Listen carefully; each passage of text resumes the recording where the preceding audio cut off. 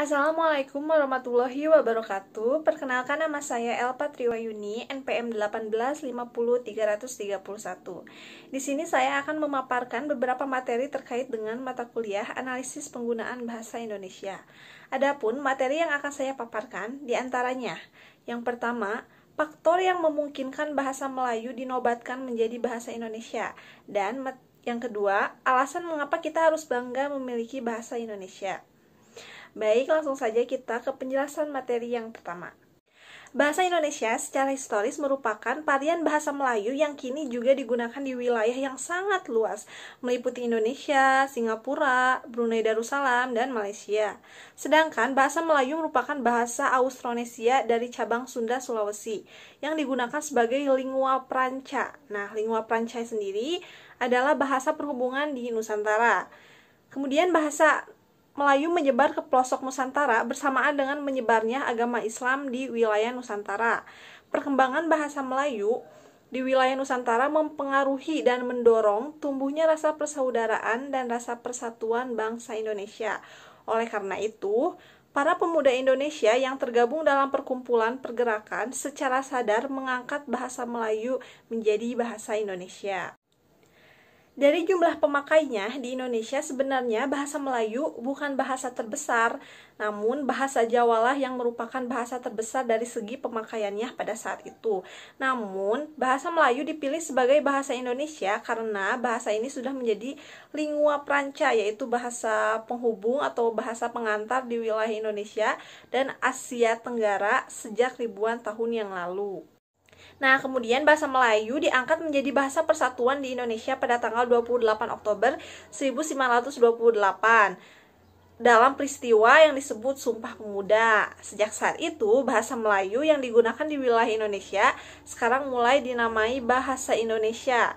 Nah, namun secara resminya penyebutan bahasa Indonesia sebagai bahasa resmi di Indonesia ini baru muncul pada tanggal 18 Agustus 1945 ketika Konstitusi Indonesia diresmikan. Nah, kemudian inilah ada 4 faktor penting mengapa bahasa Melayu dinobatkan menjadi bahasa Indonesia. Yang pertama, karena bahasa Melayu merupakan lingua franca di Indonesia, yaitu bahasa perhubungan atau bahasa perdagangan.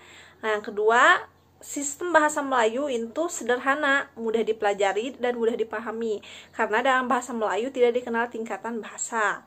Yang ketiga, suku Jawa, suku Sunda, dan suku-suku lainnya dengan sukarela menerima bahasa Melayu menjadi awal bahasa Indonesia sebagai bahasa nasional. Nah, yang terakhir, bahasa Melayu mempunyai potensi untuk dipakai sebagai bahasa kebudayaan dalam arti yang luas. Nah, kita lanjutkan ke materi yang kedua. Mengapa sih kita harus bangga memiliki bahasa Indonesia?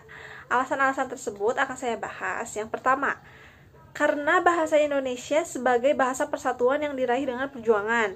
Nah, zaman dahulu itu para pemuda Indonesia terbelenggu oleh kaum imperialis dan kolonialis. Mereka itu mengalami penghinaan dan penindasan, terinjak harkat dan martabatnya selama ratusan tahun. Nah, ketika keberanian muncul, para pejuang tanah air ini mendeklarasikan bahasa Indonesia sebagai bahasa resmi. Nah, disitulah kita semua harus bangga terhadap perjuangan para pahlawan. Nah, alasan yang kedua adalah karena bahasa Indonesia berasal dari bahasa Melayu.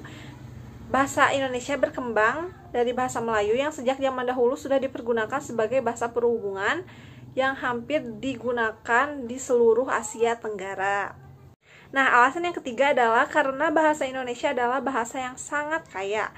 Bahasa Indonesia ini kan berasal dari bahasa Melayu, dengan daerah Riau sebagai pusat perkembangannya. Namun, seiring berjalannya waktu, bahasa Melayu mendapatkan banyak pengaruh dari pedagang Arab, Tiongkok, Tionghoa, India, dan sebagainya.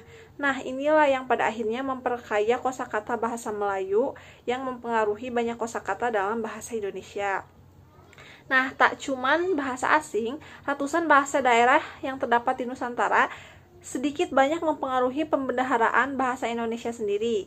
Nah, pengaruh dari bahasa asing dan bahasa daerah menyebabkan pembendaharaan bahasa Indonesia menjadi sangat kaya. Sekian materi yang dapat saya sampaikan, semoga bermanfaat untuk kita semua. Saya pamit undur diri. Wassalamualaikum warahmatullahi wabarakatuh.